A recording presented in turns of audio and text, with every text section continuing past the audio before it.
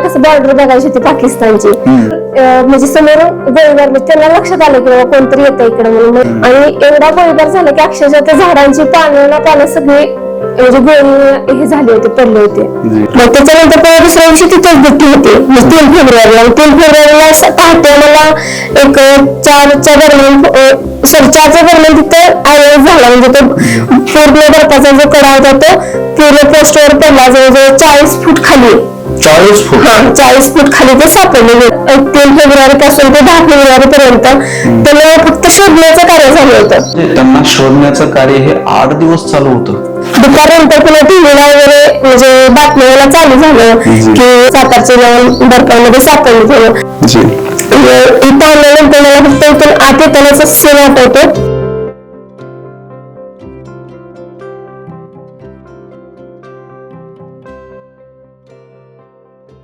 सर्वांना प्रेम नमस्कार. म्हणजे स्वागत आहे आकाशित मास्टर्स मध्ये.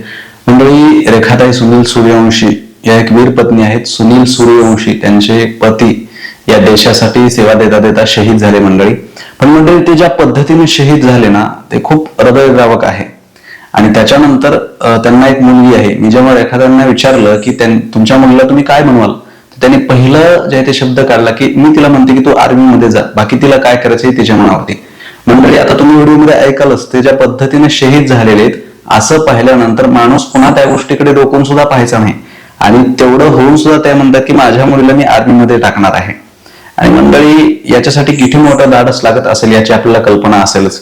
म्हणजे आजचा प्रवास हा खूप हृदयद्रावक जो आहे, मला 100% गॅरंटी की ऐकता ऐकता तुमच्या डोळ्याला पाणी नक्कीच येणार आहे. तर मंडळी, चला जास्त वेळ न करता आपण व्हिडिओला सुरू करूया. ताई, सर्वांच्या वतीने स्वागत आहे. कशा आहात? मस्त. सर्वप्रथम श्रोत्यांना तुमचं नाव आणि थोडंसं गाव सांगा, नंतर आपल्याला पुढे चालता येईल. माझं नाव मी वीर पत्नी रेखा सुनील सूर्यवंशी, मुक्काम मस्करवाडी, पोस्ट कुकुवाड, तालुका मान, जिल्हा सातारा. बरं, सुरुवातीला साधा प्रश्न विचारतो मी की आपला जीवनसाथी आर्मीवाला असावा किंवा आपण आर्मीवाल्यासोबत लग्न करावं, हे स्वतःचं डिसिजन होतं की घरच्यांचं, की कुठून स्थळ वगैरे आलं? म्हणजे कसं हे लग्न कसं जमलं तुमचं? नाही, माझीच इच्छा होती. बरं, पण साधी गोष्ट आहे बघा, लोकांना किती जरी आपण समजून सांगितलं तरी आर्मी म्हणलं की लोकांच्या मनात कुठेतरी कुजबूज चालते. अरे कशाला बाबा, या लोकांचं कसं असतं, थोडं वेगळं असतं जरा. म्हणजे मला काय म्हणायचं तुम्हाला कळालेलं आहे. तर तशी काही त्यावेळेस विरोध वगैरे झाला का, किंवा आर्मीवाला कशाला, आपण दुसरं बघू वगैरे असं काही? नाही, त्यावेळी असं म्हणत होते मला, म्हणजे असं माझ्या समोर कोण नाही म्हणाले की नको म्हणून. असं बाकी बाहेर चर्चा चालत होती की नको, नाही करायला पाहिजे असं. तुमचं मूळ गाव कुठलं? मी मार्डीची. बरं, लग्न झाल्यानंतर सर जिथं जिथं पोस्टिंगला गेले, जिथं जिथं त्यांची ड्युटी होती, असं किती एक काळ तुम्ही सोबत राहिलात दोघे जण? म्हणजे ते ड्युटीवरच होते, मी कधी सोबत नाही गेली. इथं सुट्टीला येतील तेवढे पहिल्या वर्षी 1-2 महिने आले होते. त्याच्यानंतर मुलगी झाल्यानंतर 1 महिना 1.5 महिना होते. आणि नंतर पुन्हा एकदा गणपतीला आले होते. अच्छा, वर्षातून मुख्य सणालाच यायची म्हणायचं ते. काय म्हणतात, ते इकडे ड्युटीला होते, तिकडे कधी कुठे राहण्याचा योग नाही का बाहेर? मला नाही आलेला. म्हणजे तुम्ही इथंच होता? अच्छा, बरं. आता विषय असा आहे की आर्मीवाले म्हणल्यानंतर त्यांच्या जीवनात अशा भरपूर जे आहे ते प्रसंग येतात, ज्या प्रसंगामध्ये त्यांची वीरता त्यांना दाखवण्याचं एक संधी मिळते, किंवा ते त्यांची किती वीर आहेत, किती श्रेष्ठ योद्धे आहेत हे दाखवतात. असे त्यांच्या जीवनातले काही वीर पराक्रम आठवतात का? की आता बऱ्याच वेळेस तर संभाषण होत असं, आज असं झालं, आज तसं झालं, आज इथं गोळीबार झाला वगैरे, असं काही त्यांच्या जीवनातले वीर पराक्रम आहेत का? नाही, काय झालं, त्यांना जेव्हा सियाचीनचं गोष्टी झालं ना, त्यावेळेस आम्ही आईला आणि दादाला माहितच नव्हतं.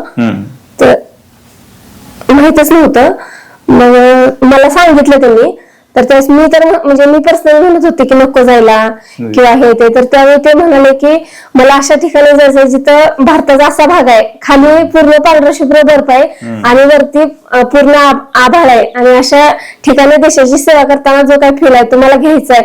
आणि हे म्हणजे तनया लहान असताना गेलो तरच ते शक्य आहे, म्हणजे मोठी झाल्यानंतर ते विचारू शकते प्रश्न असं. मग त्यामुळे त्यावेळी ते गेले. म्हणजे अकलूजला होते त्यावेळी पोस्टिंगला. आणि लाईट घेऊन त्यांना कसं बॉर्डर बघायची होती पाकिस्तानची, म्हणजे लांब पोस्ट पाठभाग असते ना, बॉर्डर पुढे असते ना, तर मग त्यांना जायचं होतं बॉर्डर बघायला. मग ते म्हणले की जाऊया, मोबाईलचा टॉर्च लावला होता आणि रिस्क घेत गेले. आणि गेल्यानंतर म्हणजे समोरून गोळीबार, म्हणजे त्यांना लक्षात आलं की बाबा कोणतरी येतं इकडे म्हणून, मग त्यांनी गोळीबार करायला सुरुवात केला. पाहायला गेल्यानंतर पाहायला गेल्यानंतर झालं. आणि मग गोळीबार 1-2 गोळ्या आल्यानंतर मग ते काय केलं, त्यांनी झाडाच्या पाठीमागे लपून बसले आणि एवढा गोळीबार झाला की अक्षरशः त्या झाडांची पानं सगळी म्हणजे गोळी हे झाले होते, पडले होते, पूर्ण झाड असं हे झालं होतं. पण त्यांना नाही काय झालं, नाही काय झालं. आता मी थोडस काळजावरती दगड ठेवून त्या जे आहे ते प्रसंगाकडे येतोय, जो प्रसंग कोणाच्याही आयुष्यात येऊ नये. काय सांगाल, काय नेमकं झालं होतं त्या दिवशी, कशा प्रकारे जे आहे ते सरांसोबत ही घटना झाली किंवा कशा प्रकारे कॉल आला, ही सगळी प्रक्रिया काय होती त्या दिवशी, नेमकं काय काय झालं होतं? काय झालं, 2 फेब्रुवारी 2016 माझं आणि त्यांचं बोलणं झालं होतं दुपारी.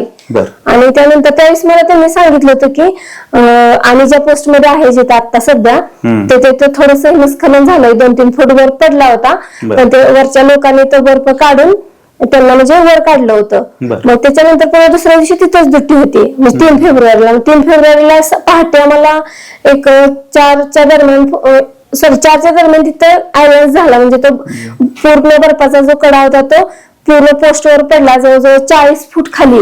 40 फूट? 40 फूट खाली ते सापडले गेले. मग त्यानंतर आम्हाला काय माहित नव्हतं.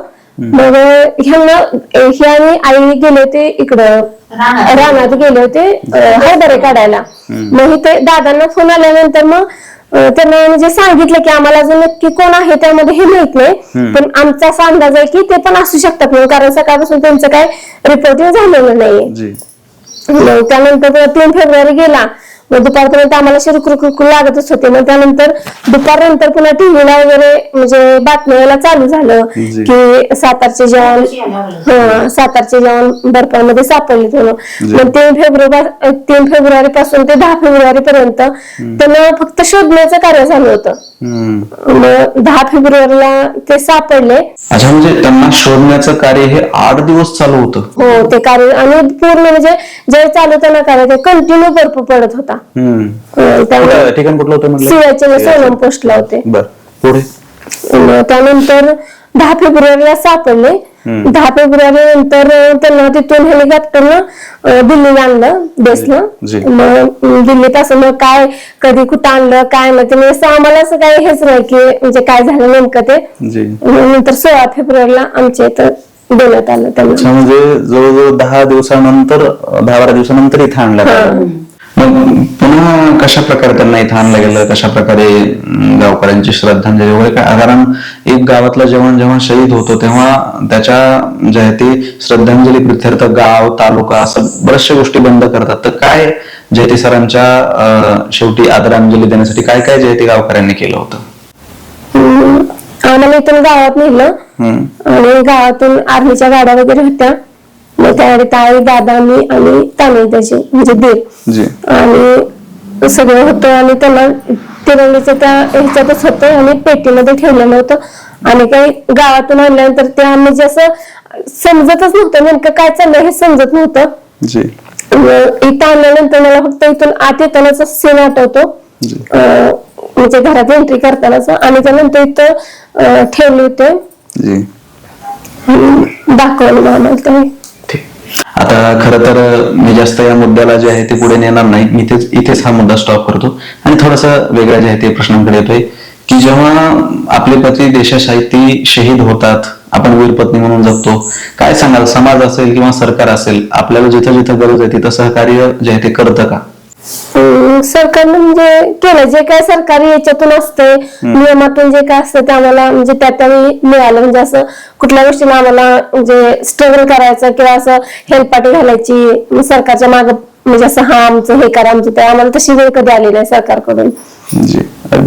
आणखी एक थोडासा महत्वाचा प्रश्न विचारतोय, परत माफी मागून विचारतो की वीरपत्नी म्हणल्यानंतर असे बरेचसे कार्यक्रम आहेत जिथे आपल्याला सहभागी होत नाही, जिथे आपल्याला वेगळं बसावं लागतं, सगळ्यांपेक्षा लोक एक वेगळ्या दृष्टीने पाहतात.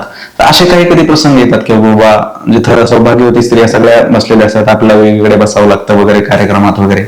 म्हणजे 1-2 आले ते काय मला म्हणजे असं कुणाच्या बद्दल होते ते काय मला उल्लेख करायचा नाहीये, पण घरातल्यांनी मला, आईंनी, दादांनी म्हणा किंवा जे पण ह्यांचे चुलते वगैरे, ह्यांनी कधी असं वेगळं नाही काढलं मला कुठल्या कार्यक्रमात म्हणा किंवा कशातच नाही, म्हणजे असं वेगळं नाही केलं. जी. पण काय त्यांच्यानंतर आता ऑलमोस्ट किती वर्ष झाले सरांना हे? 10 वर्ष झाली की. 10 वर्ष. मग काय सांगाल की या 10 वर्षामध्ये तुमचं सर्व जीवन सासू सासरे असतील त्यांच्यावरतीच हे आहे, मग ते कशा प्रकारे मुलीप्रमाणे सांभाळ करतात की कसं काय? नाही करतात, माझं पण करतात, तिचा पण करतात, मुलीला पण म्हणजे खूप जीव लावतात. काय इच्छा आहे, काय बनवायचं तिला पुढे? ती म्हणते, मी तिला असं प्रेशराईज करणार नाही की तुला हेच करायचं तेच करायचं, पण मी वेळोवेळी मी तिला सांगेन की बाबा आर्मीत जा म्हणून. आता कारण कसं मुलीला म्हणजे आर्मी मध्ये जायची म्हणजे आहे फॅसिलिटी, तर मी सांगेन तिला, पण ती शेवटी तिच्या इच्छेवर आहे. ती सगळ्या गोष्टीत ऑलराऊंड आहे, तिला कशात पाठायचं किंवा काय करायचं हे सर्व तिला निर्णय. 10वी पर्यंत म्हणा किंवा 12वी पर्यंत आपण म्हणू शकतो हे असा अभ्यास करणं, त्यानंतर मुली करतात म्हणजे स्वतः. नक्कीच. आता मी खरंच काय म्हणू आपण त्याला, मला आश्चर्य वाटतं की एवढी सगळी घटना होऊन सुद्धा सरांसोबत एवढं धाडस का बरं, किंवा मुलीला आर्मीमध्ये जे आहे ते धाडायचे? तो मान सन्मान आहे ना, तो म्हणजे मी अनुभवलाय. पण तो तिने कसं तिच्या पप्पा नसल्यामुळे म्हणजे तिने कार्यक्रमाला इथे बघितलं, गेली ती, पण तिला जे स्वतःहून जे फील यायला पाहिजे ते म्हणजे पप्पा असते तर तिने आणखी फील केलं असतं. तर त्या गोष्टीला असं वाटतं की तिने आणि अजून जास्त म्हणजे असा अनुभव घ्यावा त्याचा. जर भविष्यात मुलगी तुमची शिकताना जर कधी डिमोटिवेट झाली, कधी समजा खचली, तर तिला अशा तुमच्या सरांच्या म्हणजे सुनील सरांच्या जीवनातल्या कोणत्या गोष्टी सांगाल की जेणेकरून ती परत मोटिवेट होईल, परत तिच्या जे आहे ते प्रवास जीवनाचा सुरू करेल? असं शिक्षणाच्या बाबतीत ते खूप हुशार होते, म्हणजे 1-2 अटेम्प्टमध्ये ते आर्मीमध्ये भरती झाले. एकदा गेले आधी आणि त्यानंतर नाही झालं, दुसऱ्या वेळी जिद्दीने गेले, म्हणजे नाही ह्यावेळी आता मला काही झालं तरी मला भरती व्हायचंच आहे, मला घराला आधार द्यायचा आहे, आपल्या सगळ्यांचं भलं करायचंय असं. उपांत्य प्रश्न घेतोय. खरं तर हा व्हिडिओ जास्त मोठा व्हावा आणि जास्त तुम्हाला प्रश्न विचारून त्या दुःखाकडे परत नेऊ अशी माझी इच्छा नाही. 2 प्रश्न घेतो शेवटचे. त्याच्या आधीचा पहिला प्रश्न हा आहे की बऱ्याचशा मुलींची इच्छा असते की माझा जीवनसाथी हा आर्मीवाला असावा, किंवा कुठून तरी आर्मीचं स्थळ येतं, पण बरेचशा लोक नाकारतात किंवा कारण त्यांना ह्या पुढच्या गोष्टी माहीत असतात.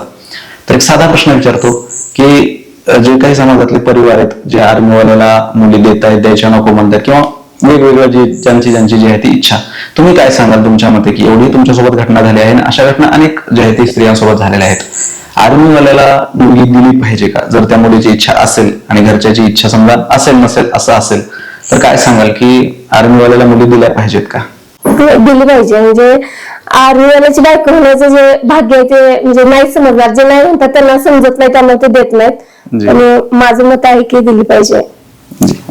खूप खूप धन्यवाद ताई, तुम्ही या सगळ्या गोष्टी सगळ्या खोलून सांगितल्या. आणि खरं तर एका पत्नीसाठी एवढं हे सांगणं शौर्य गाथा खूप जड असतं, मला ही याची कल्पना आहे. पण आपले पुन्हा एकदा खूप खूप धन्यवाद करतो की तुम्ही ह्या सगळ्या गोष्टी सांगितल्यात आणि या व्हिडिओसाठी वेळ दिला त्याबद्दल तुमचे धन्यवाद.